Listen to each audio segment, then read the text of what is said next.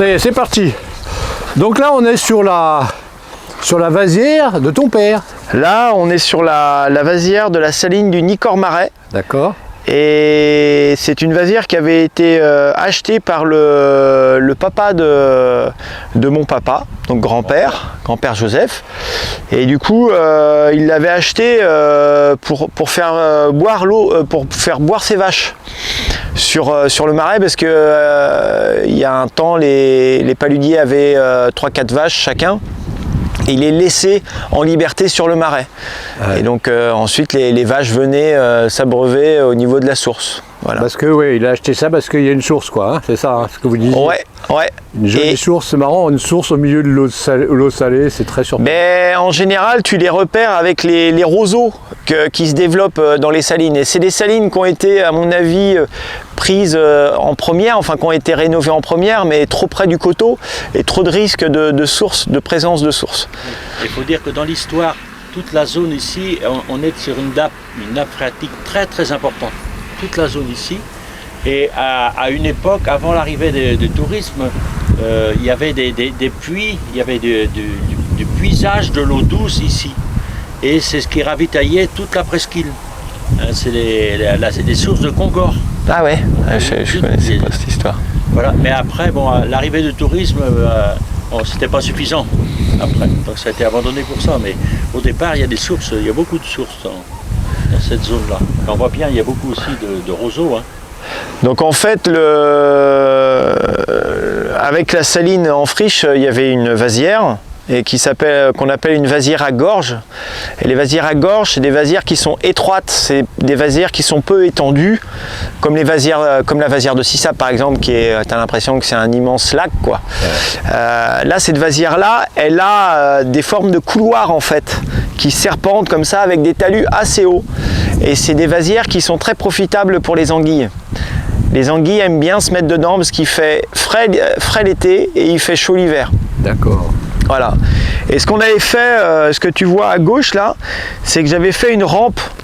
J'avais fait une rampe sur la partie gauche pour que quand les civelles remontent par la bondre, avec le filet d'eau, il y a une source dans la vasière.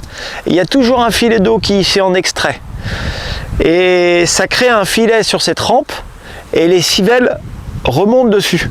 Et j'avais fait ça, je pense qu'il y a au moins une quinzaine d'années, pour repeupler la vasière. Et c'est le problème qu'on peut rencontrer avec les vasières à clapets, c'est que les clapets sont hermétiques. Alors que là, la civelle, elle peut remonter la rampe, suivre le fil de l'eau, et passer à travers la trappe parce que il y a des jours, c'est pas étanche. Et une fois que les civelles rentrent dans la vasière, elles s'y posent jusqu'à la fin de leur vie presque. Oui, parce qu'après elles peuvent plus repartir. Elles peuvent plus repartir. Et souvent les anguilles, quand on fait le nettoyage, le rayage de la vasière en hiver, on fait ça tous les 5 ans. Oui, tous les 5 ans. Ouais, tous les 5 ans. Et tous les 5 ans, on raye, donc on va venir nettoyer, curer le fossé qui ceinture toute la vasière. Et quand on fait ce rayage, on poissonne aussi, parce qu'il va y avoir de l'anguille. Et donc souvent on a un panier à poissons. Donc moi je me suis vu, papa, Olivier mon oncle et grand-père dans la vasière acheter la vase. Et au fur et à mesure, dès qu'ils trouvaient une anguille, hop, ils nous l'achetaient. Puis nous on l'attrapait comme on pouvait et on la mettait dans les paniers à poissons. Normalement ça se met avec la pelle qui est ici. On mettait les anguilles dans le panier à poissons. Hein. Ouais. On la faisait rentrer dans la pelle. Et moi j'ai vu à des endroits des grosses anguilles nous soulevaient. On était sur le bord et tu sentais que des fois des très grosses anguilles te passaient sous les... Ah ouais, j'ai eu souvenir de grand-père qui racontait ça, mais je pensais que c'était des conneries. Non, il racontait. Tu racontes pas de conneries là? Il racontait pas du tout de conneries comme tout. Donc en gros, là, si tu veux, après avoir raconté tout ça, on est à un endroit un peu stratégique de la vasière. C'est l'endroit qui nous permet de la vider et surtout de la remplir. Ce que tu as devant toi, c'est une trappe en guillotine, hein, donc il y a 2 montants de chaque côté et puis une planche qui coulisse dedans et qui va se mettre devant le cuit qui est un tuyau le cuit dans le marais, c'est un tuyau. D'accord. Et là, c'est un cuit qui est en bois. Ah, et donc, comme dans le c'est un arbre qui est un arbre suffisamment droit, qui est tronçonné par le milieu, évidé au centre et rassemblé par des chuilles. Il positionnait ça dans l'argile et une fois que c'était dans l'argile, ça se maintenait, ça restait en vie pendant très très longtemps. Ouais. Et on a encore retiré des cuits qui dataient de pas mal d'années. Et c'est dès que tu les sors à l'air, là ils commencent à pourrir, quoi, à se désagréger.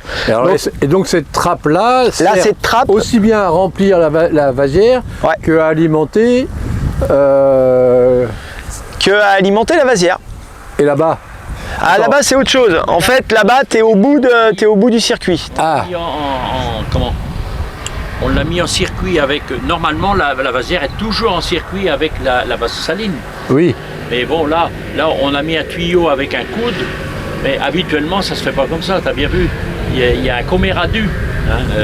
Il y a le coméradu. Je vais pas parler du coméradu, je connais pas encore le mot. Le coméradu, eh bien, c'était tout simplement parce que les gens s'emmerdaient pas. C'était des grandes planches comme ça. Des grandes planches. Et tu avais des chuis, tu avais des trous. 3-4 trous de taille différentes. Ah oui. Et ces trous-là, eh bien, quand il n'y avait pas besoin d'eau, on les fermait tous. Mais à partir du moment où il commençait à faire beau et qu'il y avait de l'évaporation, tu mettais. Alors que là c'est un tuyau. D'accord. Donc ici, cette trappe-là sert à remplir cette vasière, quoi, quand il y a les grandes marées, quoi. À maintenir en eau. D'accord. L'eau, elle arrive comme ça. Oui.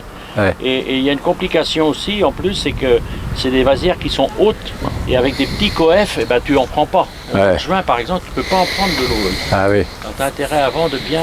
de bien les carguer. En gros, là, tu es au début du circuit et là-bas, ce que tu as vu, tu es à la fin, quoi. D'accord, oui, oui. Donc là, papa, il a mis un coude avec une pipe.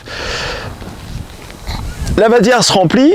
On n'est pas en activité sur la saline. La saline a besoin d'eau. Donc on baisse carrément le coude dans la vasière, c'est-à-dire quand la marée arrive, elle s'engouffre dans le cuit, ensuite elle va dans la vasière. Ah, il y a un autre tuyau là-bas. Là, voilà, là tu vois, au bout, il y a ça,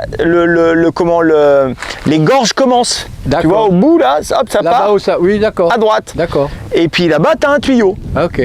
Tu as un tuyau qui charge la saline. Et là, il a mis un trop-plein au bout. Une fois que la saline est trop chargée, et ben tout le trop-plein il repart dans la bombe. Ce que tu vois là, ce qui coule, c'est repart ici. Ça repart ici.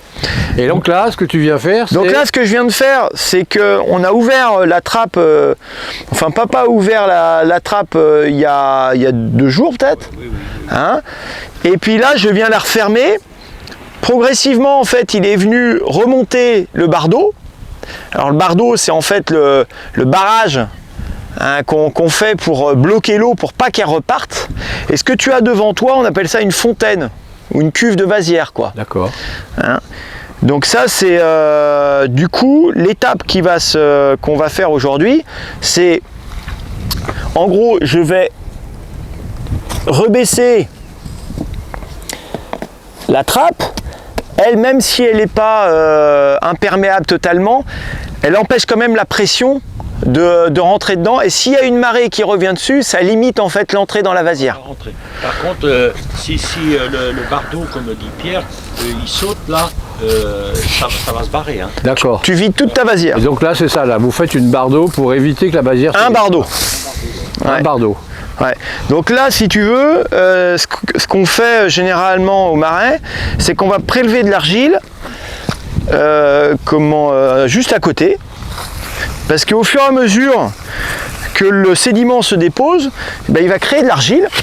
Alors ce qu'il faut faire, c'est enlever le chou de marais. Parce que l'argile qui est dessous les choux de marais, là, en général, c'est de l'argile qui est reconstituée. Tu peux travailler et qui est facile à travailler. D'accord. Mais je te bouche aussi là-bas, oui. les deux côtés, quoi. On va en mettre,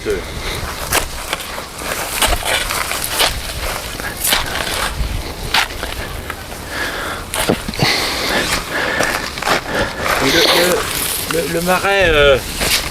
Hop là. Donc là, tu es en train de boucher la rivière à Civelles, là. Ouais. Pour l'instant, on va le fermer. C'est gardien. c'est gardien. S'il n'y a pas des... Tout ça, ça paraît naturel. Ben oui, ça paraît naturel parce qu'il y a des hommes qui sont attentifs et présents et aussi voilà, qui sont attentifs aux horaires des marées, aux besoins aussi de la saline. Donc, et bon, ce qui est super, c'est que bon, moi j'ai été paludier bien sûr, et puis ben, je suis quand même assez aussi heureux que Pierre continue, si tu veux. Ouais, c'est une longue histoire familiale. Ouais, c'est une longue histoire familiale. Les Perréons paludiers, je crois que ça monte jusqu'aux années 1600. Oh, 1500 même. Et avant, les gens ne buvaient pas, hein, c'était dans un coin.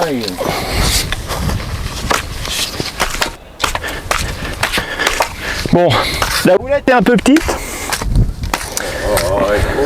Donc là, ton niveau d'argile, il est au niveau de l'eau de la vasière. Là. Ouais, tout à fait, ouais. D'accord. Et la vasière, là, maintenant, elle est fermée, mais il y a quand même de l'eau qui suinte. Ouais. Et ça évite que... En général, la houlette qu'on utilise, donc c'est une pelle charentaise, et on a un grand manche dessus. Ouais. Mais ça, c'est une pelle, je sais pas, de quelqu'un qui est petit. Oui, mais non, c'est une pelle d'un retraité paludier. Faut ménager la monture. Oui. C'est un manche qui est quand même bien sérieux. C'est un manche qui est pas mal. Alors, mais là, moi, j'ai oublié mes bottes en plus. En général, tu vois, quand tu mets l'argile comme ça, et ben, tu vas la tasser au pied. Ah oui. Bon, je suis en basket, j'ai pas. Mais là, je l'ai fendue à la pelle et puis je la tasse. Ça va aller. Et c'est embêtant si tu mets trop haut ou pas? Si tu mets trop au niveau de l'argile là. Non, faut maintenir ce niveau-là. Ah oui. Hein, là maintenant, faut mettre faire un partout de qualité, qui, comme dit Pierre, qui soit tassé avec de l'argile qui est compacte. Hein, parce que tu peux mettre de la vase qui se barre, qui tout le temps, il faut toujours être attentif. D'accord. Et là, si ça se barre par exemple, c'est pas très grave.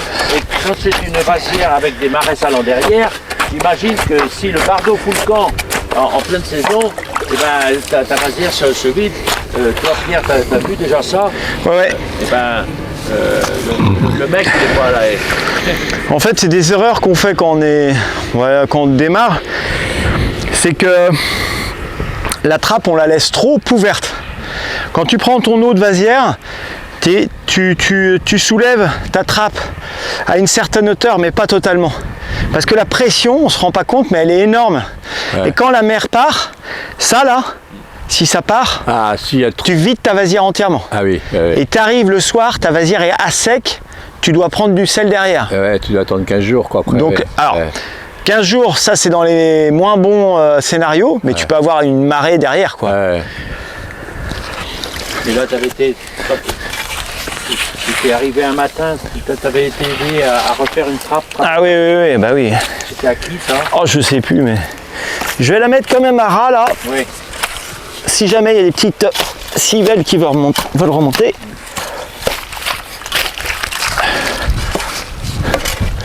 Alors, question, pourquoi vous continuez à alimenter là-bas la saline qui n'est plus en service? La saline, on avait un peu un contrat avec